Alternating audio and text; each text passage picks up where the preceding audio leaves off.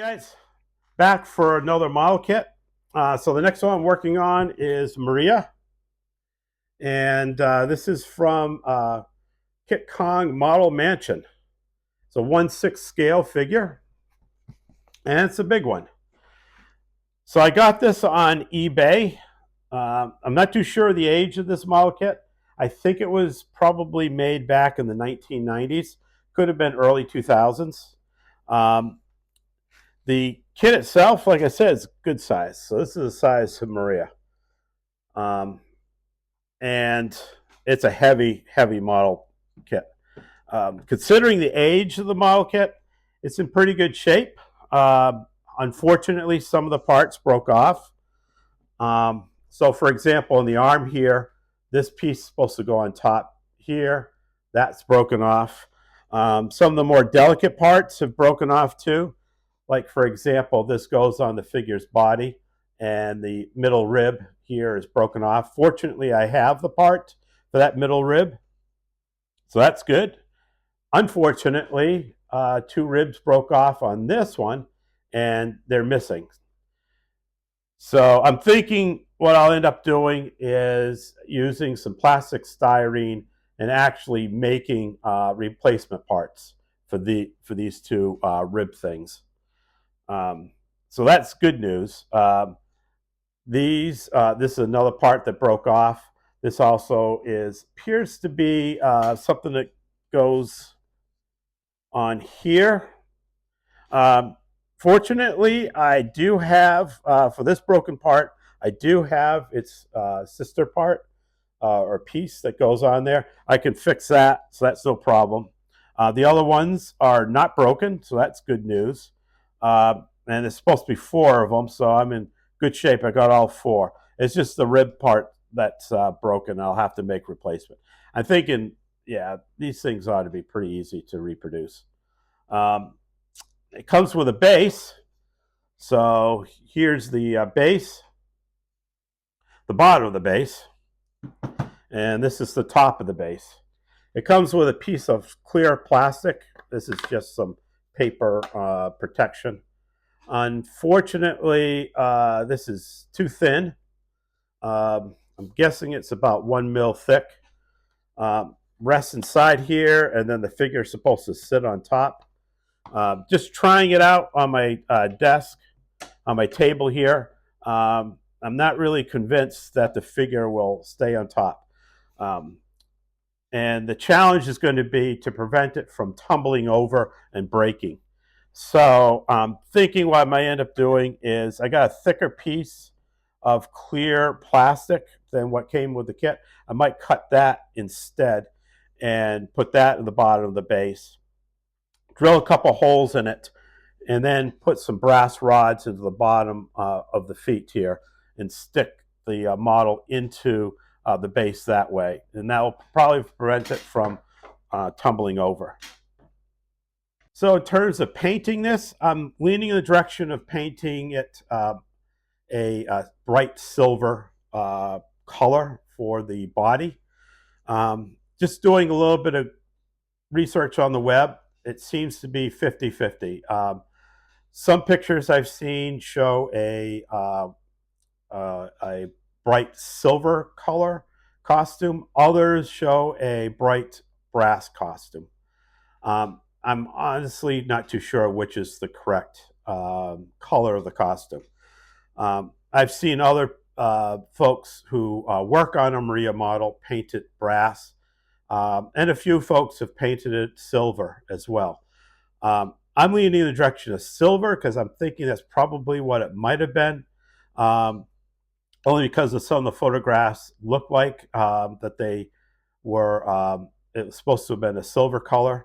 I think, there's not going to be a lot of weathering on, actually, it's probably going to be no weathering on this.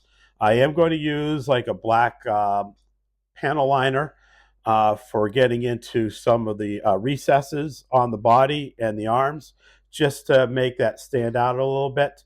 But there's going to be no rust or anything like that for weathering. As far as the base is concerned, I'm thinking the base is probably going to be painted a steel color. and that way it'll make it look a little bit different from the robot itself. Um, and for prep, I mentioned, there's some pock marks that are going to need to be covered over on the arm and on the body. Not too much sanding and filing I have to do, but there's a few spots that's going to need a little bit of touch up, but not a lot of work. I'm very impressed with the molding. It came out fantastic. And, you know, any sort of model kit from the 1990s, early 2000s. There's no instructions with this. So, you just basically depend on the picture on the box to put the figure together. Um, and there's no suggestions for painting, which is fine. I mean, as I said, who knows what the color of the costume's supposed to be, anyways. So you can't be wrong either way. So that's the direction I'm going to go with this. But first step is to fix the parts, make a couple of new parts, and then starting assemble the kit. Uh, so next time I come back, I'll show you what the final figure looks, or the final pieces together look like. This will take a little while to, build my own parts, but fortunately, I'm not dealing with anything too complicated. So I had to do some reconstructive surgery on some of these parts. So for this part, this is one of the ribs that goes on the figure. This middle piece had been broken off. Fortunately, I had it, and I was able to glue it back on. So it looks pretty good now. This piece had also been broken, and I think you can sort of see the spot where it broke. Again, I just had to glue the pieces back together again, and I was all set. Unfortunately, it was this piece that I had to really come up with a solution for. So what I ended up doing was using a piece of really thin brass wire and strung it up where these two ribs are. And then I used some 3D printer resin and just layered it on, and then used my UV light after each layer to just harden it. And after some filing and sanding, I think I was able to get it to match its corresponding piece. So that was a little bit of work right there, just to come up with that sort of solution. I may end up refining it just a little bit more. So as I look at the rib, I probably want to fill in just a little bit, but it looks a lot better than it did before. I have no idea where those two pieces went. The other thing I had to do was this post or pole. I ended up using a piece of plastic styrene rod and drilled a hole and just inserted it and glued it in there, because again, that was missing too. Then on the figure itself, unfortunately, this piece had broken off and it was gone.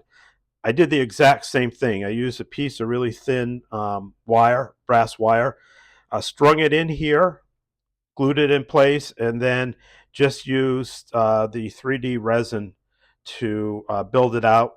A little bit of sanding and filing, and I was able to get to match to the part that was there originally. The next thing I had to address is, or I am going to be addressing, are these little, I don't know what you call them, these little round BBs, maybe, whatever. They look kind of deformed right now, and I want them rounder. So the first attempt I'm going to make is maybe using just a little bit of plastic putty and fill it in, and then sand it down and see how that turns out. That's plan A. Plan B is to use some BBs and cut these out and glue some BBs in place. Maybe they'll be definitely round, and maybe a better solution. The next thing that I ended up addressing was the top here of the base. So let me just get this out a little bit. So originally it came with this clear piece of plastic that you're to insert in here. The only thing I didn't like about it is if the figure rests on this, it's going to be bending or bowing in. And also, another challenge is the figure is probably going to topple over. So the solution I came up with was to replace it with some styrene as well. And I took these, I think they're 1 mil, glued two pieces together so that now I have about 2 millimeters thick, a lot sturdier than this thing is. And as you can see, I got a mark where it's supposed to go. So my thought is that when it comes time to paint, I'm just going to paint it all one color. It would have been nice to have a clear piece in the middle here, I suppose, but then all you're going to see is what's underneath, which is a big hole. So that's what's underneath. So I don't see the point of having a clear piece there. This will just cover up that hole, and also it'll give a lot more stability to the figure when it's resting on here. Now, in terms of it resting on the base, my plan is to drill a hole and use a piece of square brass tubing. And what this will do is I'll have it inserted into the foot, maybe even both feet. I'm going to try it out with one foot and see how stable that is before I go to a second foot. And then just have the brass tube go into the base.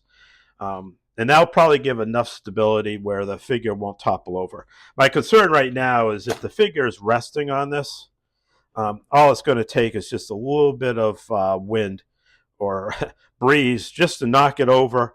And I think by having a square brass tube inserted into the foot and into the base, that'll give a lot more stability. I considered using like a round brass rod and doing the exact same thing, but I think the square is actually a little bit more stable than something round.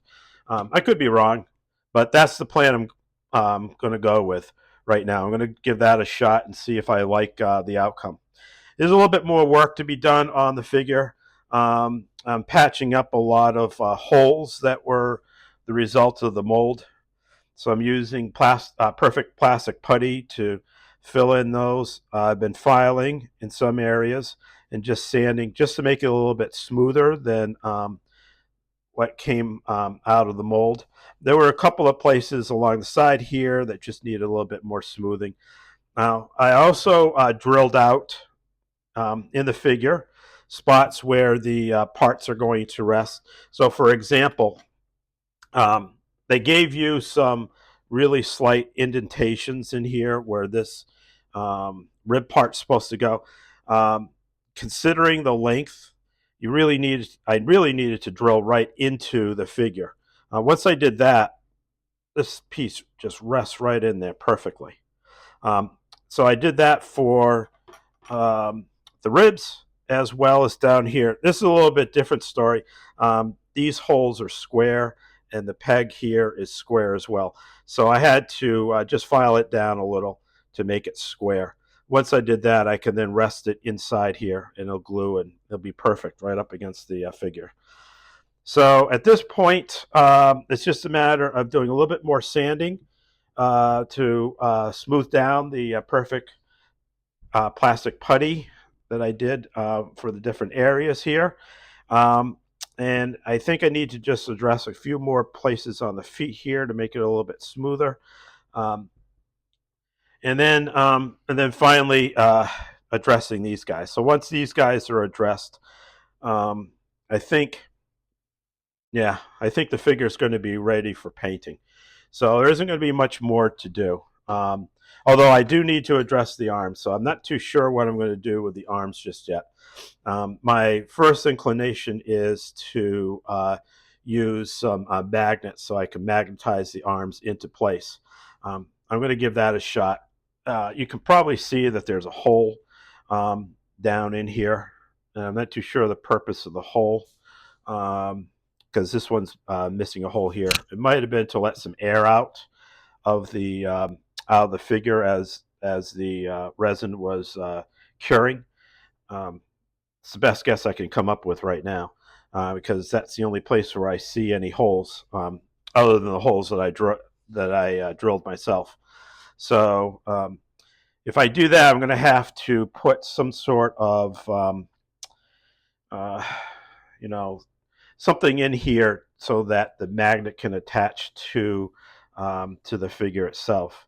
Um, Plan A is to try magnets. Plan B probably is just to glue the arms into place. I'd rather not do that because if I want to transport this or, um, you know, pack it up at any point, I want to be able to remove the arms so they're not broken. So that's going to be Plan A is to try the magnets. Plan B is to glue in place. So when I come back, kind of hoping that we have the figure done and she's ready for priming. Since my last update, I made some more changes to Maria. The first change I made was with these balls at the hips. Um, the balls that were there before were deformed and didn't look very good. I attempted to try and get them a little bit rounder. Ended up giving that up. So I replaced them with some BBs, and then encased the BBs in resin. The BBs were a little too small. They were only 4.5 millimeters, and I needed the balls to be about 5 millimeters or 5.5 millimeters. So I encased them in resin, and then I used epoxy to glue them in place. The other change I made is to the bottom here. Originally, I was going to use some brass square tubing for the feet to lock it in place. And I ended up going with the brass rods instead because with two of them in place, it's a lot more stable than just having one of them in place. So after drilling out some holes in the base and using my locking it in place now, this is not going to tip over at all. This is very solid in place. Next change that I made was with the arms. So I'm using magnets in the arms and on into the arm hole itself. I also applied a piece of plastic or cut a piece of plastic, rounded it out, and then use epoxy to glue it in place. And then I'm using a metal disc down here so that the arm will just lock in place with the magnet. The other change I had to make was on the arms themselves. Unfortunately, there wasn't much here, and you actually would see this diagonal piece of resin for the arm. So what I ended up doing was using some resin to also round it out. So now that when I put it in place, like for example here, you'll see that the arm goes right up against the upper piece of arm.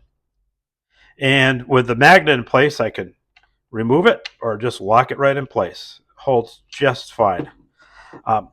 The other stuff I've been doing is just fixing up a lot of the legs and feet and arm and rest of the body, just filling in a lot of holes. There were a lot of issues going on, especially down with the feet here. They weren't exactly square pieces. I made them a little bit better by, again, using some resin and then filing and sanding. It's a lot smoother than they were before. It was pretty rough down here. Also, unfortunately, this is all one piece for the legs. On the inside here, it's hard to see, I admit. I've been sanding and filing on the inside just to straighten it out and using resin to also smooth it out. They're not 100% there just yet. I got a little bit more work to do, but it's slowly getting there. So once I get this squared away, the next step is going to be I'm going to glue in these hip pieces here into place and then use some resin to close up the holes around it. So once I do that, this will be ready for priming. I'm going to leave these guys off, these breast pieces or ribbing or whatever it is. I'm going to leave these off for now and not glue them in place and apply the primer to them just yet. I'll apply the primer separately. After taking a look at it, it's going to lock right into place here. And I just feel like if I leave it off for now, I can get paint back there without any issue. And I can paint both sides of these as well, both the top and bottom. So I might as well just leave it off and paint it as is. So she's getting very close to priming now. I also addressed the base. I had to clean up the base quite a bit. Again, I had a lot of issues where there were holes in the base. There was a lot of uneven stuff going on with the base that needed to be addressed. So once I get these legs squared away, I'm going to start priming. So be back in a little bit with her primed. Okay, so I got all the parts primed. A gloss black, and I use the Rust-Oleum gloss black. I've given it about 24 hours to dry. So the next step is to paint the figure and the base parts. So for the figure, I'm going to try out this Folk Art Sterling Silver. I've never used this paint before, but I'm going to give it a shot on the figure. I like the color. I think it's going to make the figure stand out. As I mentioned at the beginning of the video, I don't think there's really a consensus on what the color of the Maria figure really is. Most people painted a brass. I've seen some people painted a metal color. So I'm going to try a silver color on this. And the reason why I painted a gloss black is I really want the metal colors to shine through. Now for the base, I'm sort of conflicted on what I want to use for coloring there.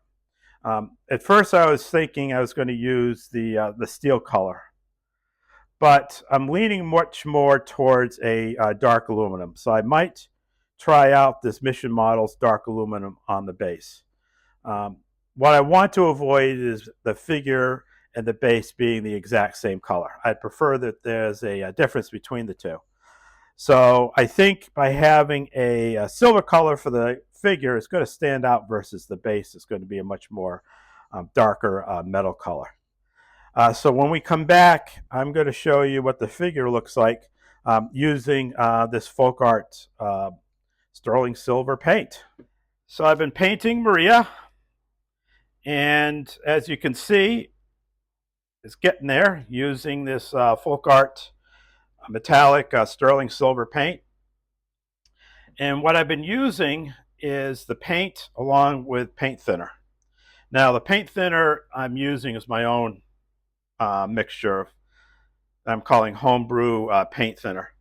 The paint thinner that I make up consists of 2 parts of water, 1 part of isopropyl alcohol, 99%, 3 milliliters of flow improver, and 3 milliliters of fluid retarder.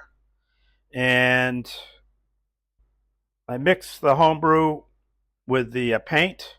Paint itself comes out a little bit on the thick side, so you really need to mix in the homebrew and really, mix it together really well so it comes out to a consistency of milk.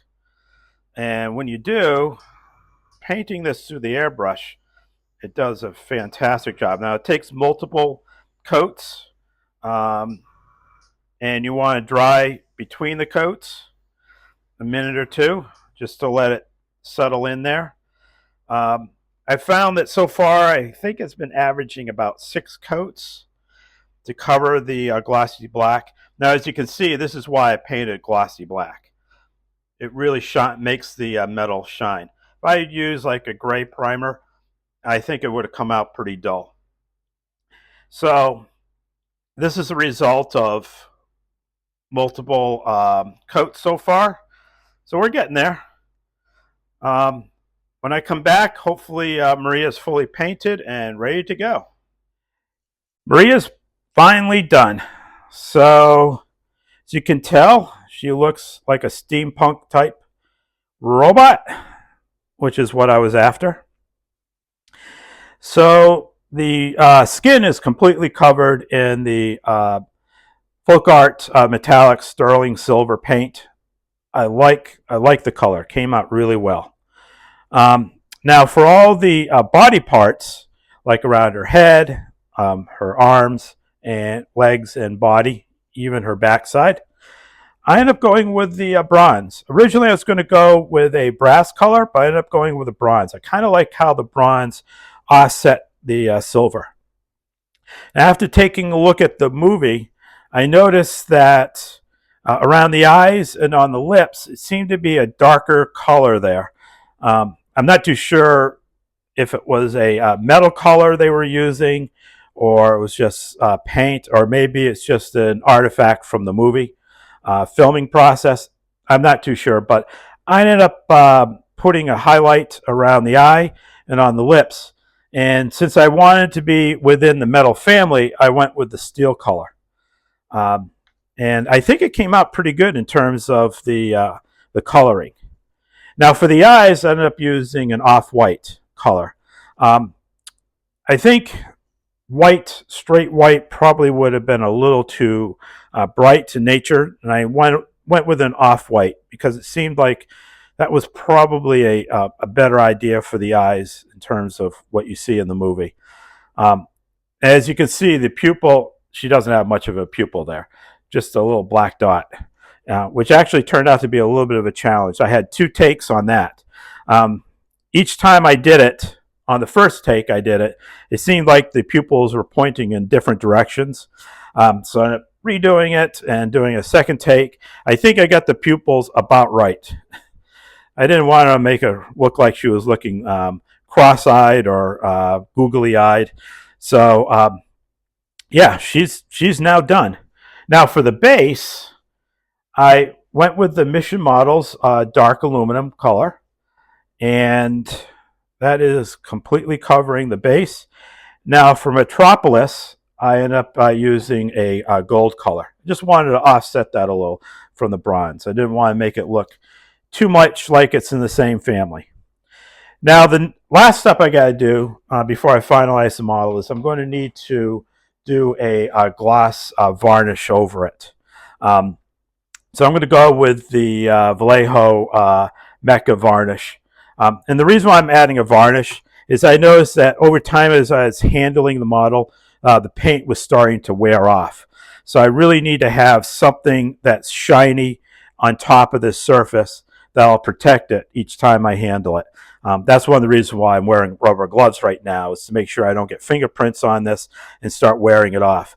It seemed like it was wearing off on the back side too, mainly because I would be resting it down on like this towel, and over time, each time I was painting, it was just rubbing off. It was getting really annoying, having to redo it. In fact, a couple of times I had to airbrush the silver color on a couple of times because of the wearing. So once I get the varnish done and it's dry, I am going to have the model completed. There's nothing more to do. In terms of construction, it's pretty much done. As just a reminder, I used magnets for the arms. So now the arm could just go right in and stay in place. And the metal piece, the little metal disc that's in there right now, that's hard to see it, I think.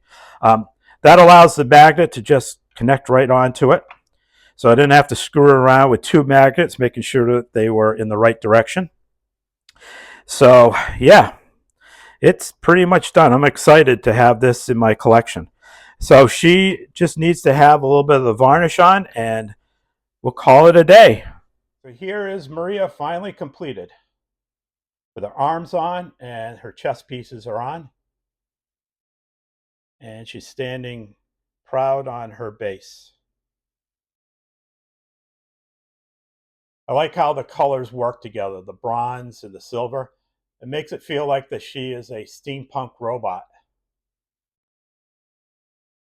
I'm going to swing her around to the back here. You can take a look at how the back came out.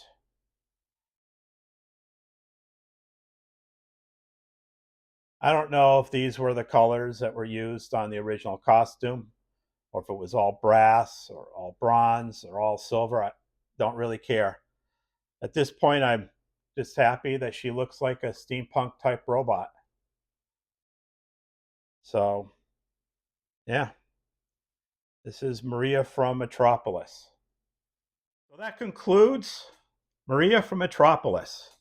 This was a 1/6 scale figure sculpted by Scott Whitworth, and it's a Kitkong model mansion kit.